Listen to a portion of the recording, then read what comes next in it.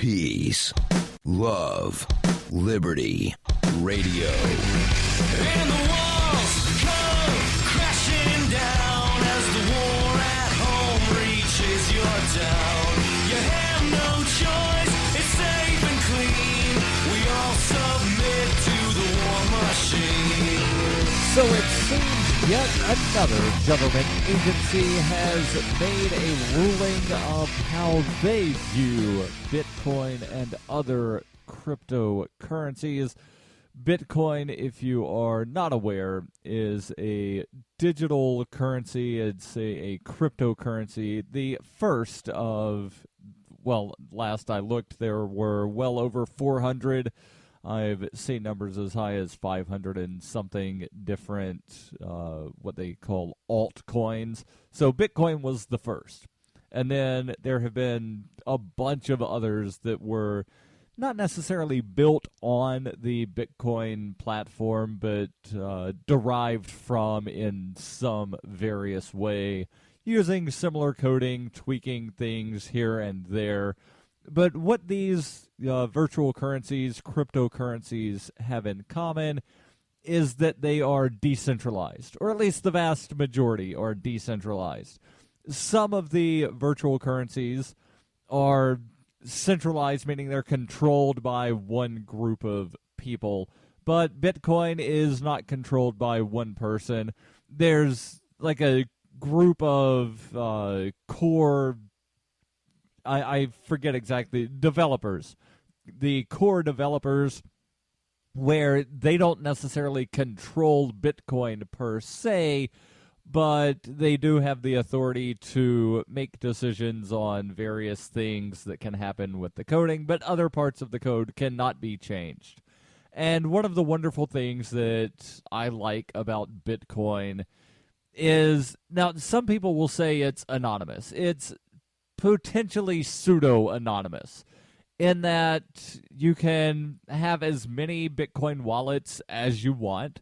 You can make as many or as few of those public as you want. So, for instance, I have a couple of Bitcoin wallet addresses that are public, meaning that everybody can search on the internet for these specific Bitcoin wallets, and they will see that they are listed publicly on websites that I own. So those are in no way anonymous, meaning that the way Bitcoin works, everything is transparent, meaning you can look on the blockchain. That's what the record of transactions is called for Bitcoin. It's the blockchain. You can look and see every transaction to or from any Bitcoin address. But what you don't know necessarily is who those Bitcoin addresses are tied to. Like I said, I have a couple of Bitcoin wallets that I do have listed publicly because I want to make it easy for people to send funds my way. So you can look and see all of the transactions in and out of those wallets.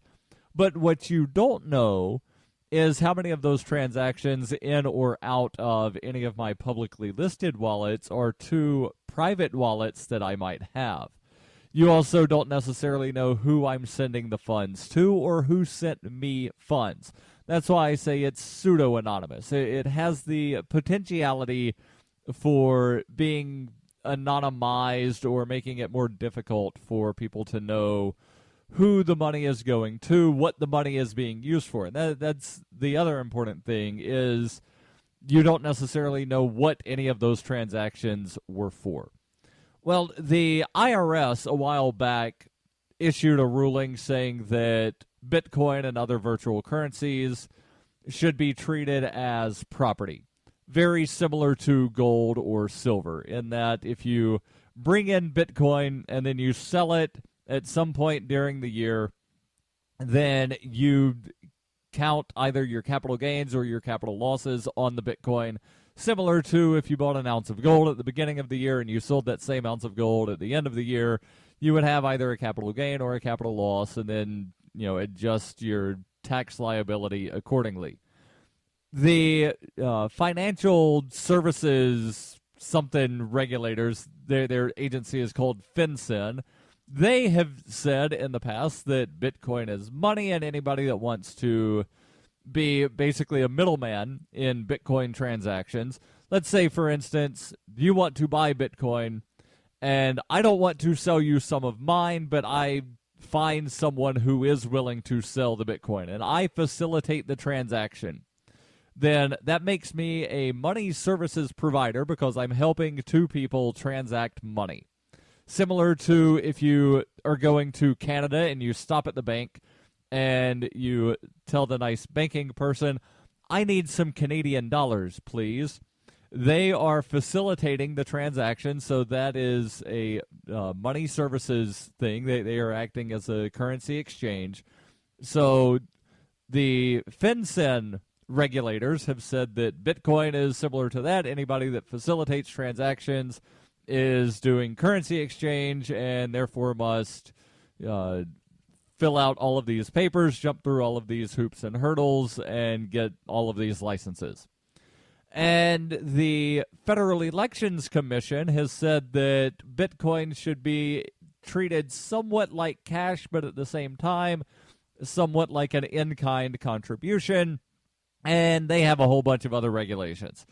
Well, the latest government agency out of the federal government to come out with a regulation, or rather a decree of how they believe Bitcoin should be regulated, is the Commodity Futures Trading Commission, the CFTC, which oversees, well, the name pretty much says it all. They oversee the trading and regulation of trading of commodity futures, or commodities in general.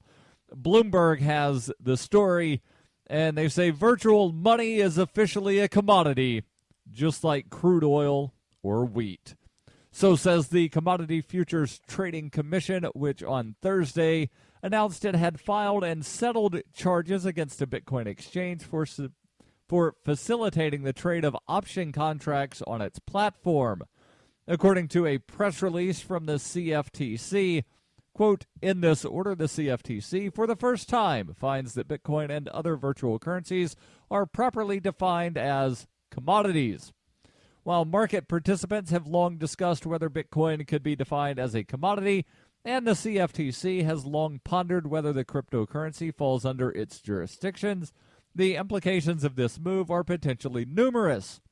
By this action, Bloomberg writes, the CFTC asserts its authority to provide oversight of the trading of cryptocurrency futures and options, which will now be subject to the agency's regulations. In the event of wrongdoing, such as futures manipulations, the CFTC will be able to bring charges against bad actors. Now, one thing that I see, and this is Darryl speaking, not the Bloomberg article, one thing that I see as potentially damaging to Bitcoin and other virtual currencies by way of this ruling is it seems to open the door to futures trading of Bitcoin. And I see that as bad because I see that as basically opening Bitcoin up to even more of a boom-bust sort of bull bear sort of cycle. I'll explain a little bit more and conclude with this article, as well as some of the other doors that might be open due to this ruling. When we get back. When her plush and comfy life suddenly and unexpectedly fell apart, Brooke and her dog Cloud set out to defy the odds. If this is a man's world, as they say, living on the streets is no place for a young woman. One day she awoke in the redwood forest and realized she had become a hobo, and would ultimately come to know exactly what it means to survive. How to Be a Hobo by Brooke Willett is available from Amazon.com and all major bookstores. Coinbase is a simple and secure online Bitcoin wallet for sending, receiving, and storing Bitcoin. Coinbase also allows you to buy and sell Bitcoin using a bank account or use their tools to accept Bitcoin as a merchant. Opening a wallet is quick and easy, and for merchants, there are no transaction fees on the first $1 million worth of transactions. Get started at coinbase.fppradio.com. You can support FPP Radio by joining the Fans program. Fans are friends, allies, and Numery supporters. Fans help FPP afford to produce more original content. You can join the Fans program for as little as $3 per month or any amount of Bitcoin per month, thanks to the recurring payment options provided by Coinbase. To learn more or to join the Fans program, visit fans.fppradio.com. That's fans.fppradio.com. You're listening to Peace, Love, Liberty Radio with Darryl W. Perry. Well, since I'm talking about Bitcoin, I might as well tell you about Spend-A-Bit. Spend-A-Bit is something that you definitely need to know about, especially if you are an advocate and supporter of Bitcoin. Spend-A-Bit is like a Google for Bitcoin-related things. You want to buy something, you want to buy it with Bitcoin, go to spendabit.fppradio.com, and there you will find millions of products from thousands of Bitcoin-accepting merchants. Oh, you are a Bitcoin-accepting merchant, you say? Well, then you need to contact Spend-A-Bit and ask about their merchant suite so that you can reach even more customers. Spendabit.fppradio.com. Keep your money in the free economy. Spendabit.fppradio.com. So the article here from Bloomberg, well, actually, before I get back into the article from Bloomberg, I want to explain a little bit more about why I think futures trading of Bitcoin is potentially damaging to the currency, as well as other altcoins, the offshoots, the imitators, if you will. And there are a couple of the altcoins that I find beneficial for certain reasons. I'm not going to necessarily get into which ones and why, but I do share a view that Brian Sovereign has, and I'll actually post a link in the show notes to an episode of the Sovereign Tech podcast that Brian does, where he talks about some of these altcoins and the ones that he thinks are beneficial and why. So instead of me, sort of rehashing that, I just want to explain why I think futures trading would be bad for Bitcoin. So there's speculation that when Mt. Gox, that was at one time the largest Bitcoin exchange, was the first Bitcoin exchange. Mt. Gox originally began as Magic the Gathering Online Exchange, hence the acronym Mt. Gox, MTGOX. So Mt. Gox was the largest Bitcoin exchange. It was run by a man named Mark Karpelès, who at one time, by the way, was being investigated as potentially being the Dread Pirate Roberts. And I'll connect in just a bit how Dread Pirate Roberts connects to this and why this might actually be a good thing for Ross Ulbricht. So the Commodities Future Trading Commission says that, futures trading will now be regulated of Bitcoin, blah, blah, blah. Well, there was a time where it was speculated that Mt. Gox was actually selling Bitcoin that they did not have. And in order to try to, give people the money that they were trying to cash out by selling some of their Bitcoin, the market spiked. Like, it shot up in a matter of months from about $100 per Bitcoin to about $1,200 per Bitcoin.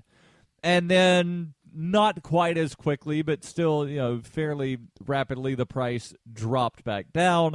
And it's been in the 200, 240 range for quite a while. So what I could potentially see happening if people start doing futures trading on Bitcoin is even more of this speculation bubble sort of thing, to where people just throw money in buying futures, and then it drives the price up, and then once it hits another peak, you see it crash back down. And, at some point, the speculation game does stop, because we've seen it with pretty much everything else. Remember, crude oil there at one time was up over, I think, $150 a barrel, and now it's down at the lowest levels in a long time, down below like 40. I think I saw something that said crude might be below $20 a barrel by the end of the year. So, you do have things where it's speculation driven, and some people make a lot of money, some people lose a lot of money. But overall, I see speculation and futures as not being a good thing. Would futures buying be allowed in a libertarian society? Most likely, but I think most people would probably try to avoid it as much as possible. But I digress, and I return to the article from Bloomberg. They write, if a company wants to operate a trading platform for Bitcoin derivatives or futures, it would need to register as a swap execution facility or designated contract market, just like the CME Group. CoinFlip, the target of the CFTC action, is hardly the only company that provides a platform to trade Bitcoin derivatives or futures. Aiton Goldman, the CFTC's Director of Enforcement, said in a statement, while there is a lot of excitement surrounding Bitcoin and other virtual currencies, innovation does not excuse those acting in the space from following the same rules applicable to all participants in the commodities derivative market. Since CoinFlip is not alone in providing a platform to trade Bitcoin derivatives or futures, Goldman's words imply that other unregulated exchanges could soon attract the attention of the CFTC. As such, the CFTC is bringing dealings in Bitcoin, long prized for its anonymity, into light. While this could help clean up U.S. trading around the product, potentially helping to avoid a repeat of the Mt. Gox escapade, it is likely to increase the cost of doing business. And that's something else that I see as a downside to this, is that it winds up increasing the cost of people to comply in trying to open up some of these startups into the Bitcoin world, thus making it more difficult for people to find competitors to do what they're trying to do in the Bitcoin sphere, thus creating, in essence, some form of centralization. Hopefully I'm wrong here, but, when Bloomberg reports and basically quotes the CFTC as saying it is likely going to increase the cost of doing business, well, you can bet your bottom Bitcoin that it will increase the cost of doing business in the Bitcoin sphere, thus driving out some of the competition. CoinFlip consented to the order without admitting or denying any of its findings or conclusions. Francisco Riordan, CoinFlip's CEO, said in response to a request for comment, quote, the cease and desist was a fair settlement. He said that customer funds had been refunded in July 2014, long before the CFTC made contact with the company. He says there wasn't enough trade volume for the site to sustain itself. And they then just posted a chart showing the price of Bitcoin and how it's been not exactly stable for the last year. It, in September 1 year ago, was in like the 4 to 450 range. Now it's down between 230 to 250. So, it has taken a hit, but I think Bitcoin's going to wind up being more stable in the future. And, it's here to stay. Now, how does this tie into Ross Ulbricht? Well, the CFTC is saying that Bitcoin's a commodity and should be regulated as such. He was charged with laundering money, and that money was Bitcoin. Is this a good thing for Ross? Hopefully. I'll explain in a moment. Bitcoin Not Bombs is a launching pad for nonprofits and social entrepreneurs into the financial freedom of the Bitcoin economy. Bitcoin Not Bombs offers premium publicity campaigns designed to facilitate an organization's adoption of Bitcoin as a payment system. Bitcoin Not Bombs is fully committed to being the hub of the nonprofit sector of the Bitcoin economy, maximizing the potential cross-promotion of all our clients and commercial partners. To learn more, visit bitcoinnotbombs.com.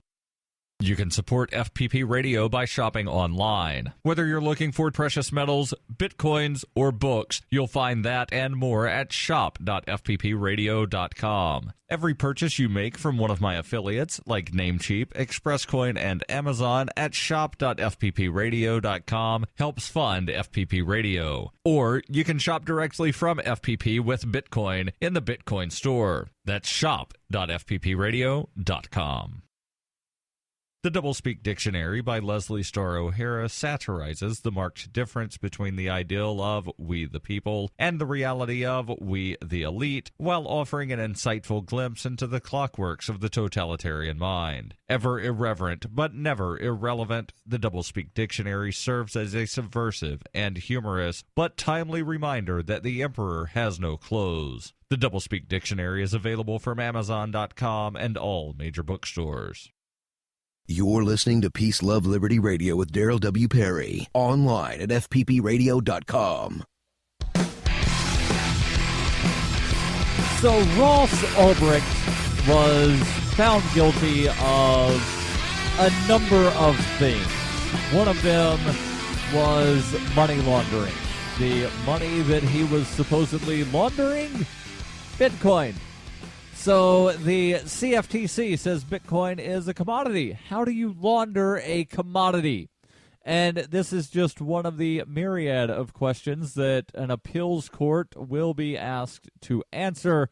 Hopefully, they'll be asked to answer this question. But some of the other problems in the Ross Ulbricht case, and I am fairly certain I've covered these before on this show, is you have one guy that's a former DEA agent and another guy that's former Secret Service agent, both of whom have pled guilty to basically misconduct. And the reason I say basically misconduct is they admitted to having done a lot of things that would be illegal for pretty much anybody, and doubly so for government officials who are investigating an offense. So these guys were undercover.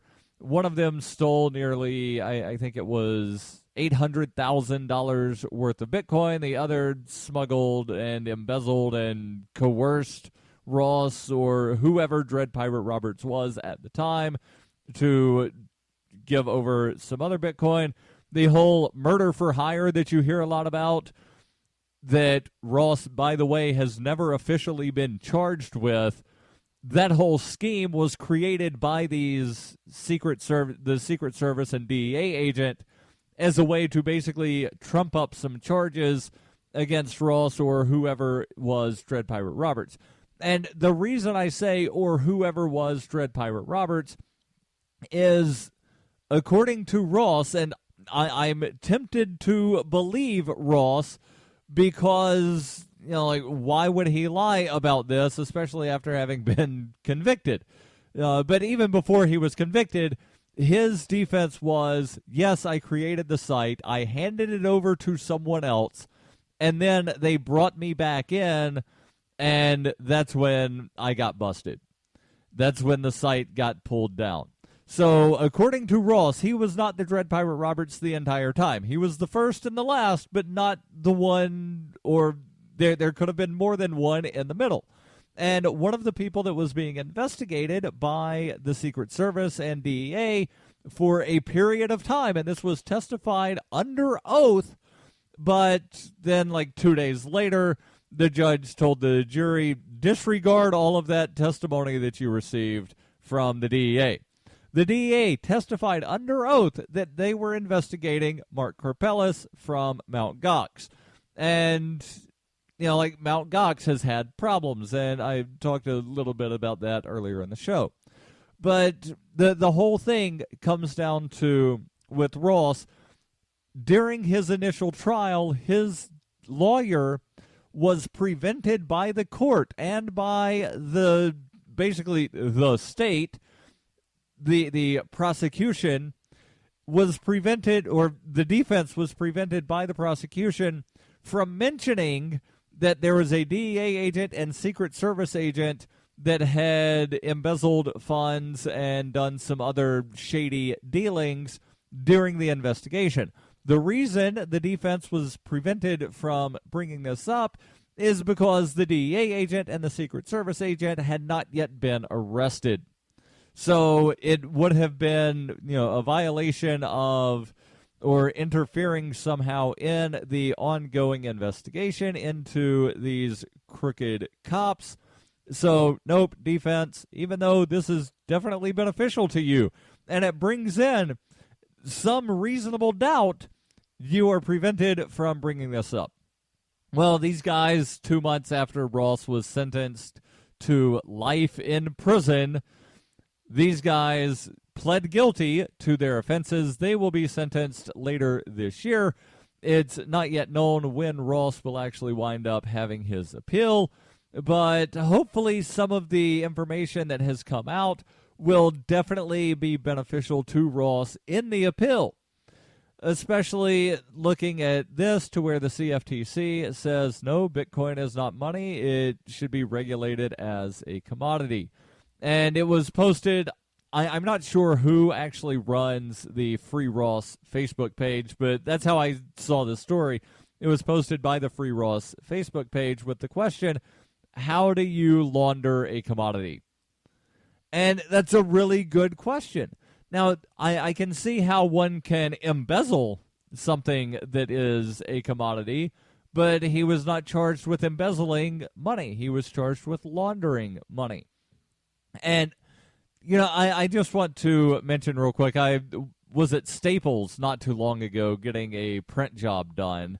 And when I was checking out, the guy at the checkout said, is that a Bitcoin hat? And I was like, yes, it is.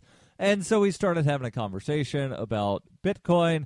And he said, one of the problems I see is that it can be laundered. And I said, anything can be laundered if you do it right.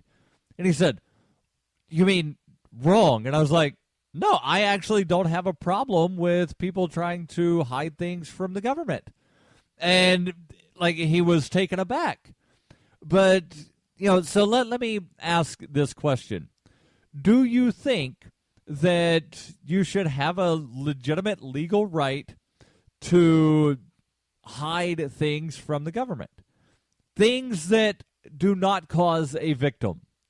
And I want to specify things that don't cause a victim. Because, if you go and rob somebody and then you try to hide what you stole from the person, then obviously, robbing people is wrong because you're creating a victim. You are depriving someone of the fruits of their labor. That's wrong. You then hide that, well, you're making the investigation more difficult. But let's say that you do something that is completely legal, something that currently is not regulated. And one of the few things that I can think of that's not currently regulated is tomatoes. Let's say you have tomatoes, and instead of growing the tomatoes in your front yard where all the world can see, you grow the tomatoes in your basement. And you have a lot of tomatoes, and you decide, you're just going to give tomatoes to your friends and family and neighbors. Are you under any obligation to contact a government agency and notify them that you are growing tomatoes? Well, no, because currently, as far as I know, there are no regulations against growing tomatoes or giving tomatoes away. And the reason I pick tomatoes is because I've looked through the statutes of several states, and the word tomato does not appear. The word tomato is nowhere in New Hampshire statutes. And that's the one that I've searched most recently, because that's currently where I live. And so, you can grow as many tomatoes as you want. So are you necessarily hiding the fact that you're growing tomatoes from the government if you don't tell them that you're growing tomatoes? And I would say, no, you're not hiding anything. You're not advertising the fact that, dear government agents, I'm growing tomatoes. So why should it be different if you're, like taking some money that you have earned and putting it into a secret bank account? You're not depriving anybody of the fruits of their labor, so why should you have to advertise that, hey, I'm putting money in a bank account that I don't want anybody to know about? Hey, don't forget, every Wednesday is the Ask Me Anything. Send those questions, AMA at FPPradio.com.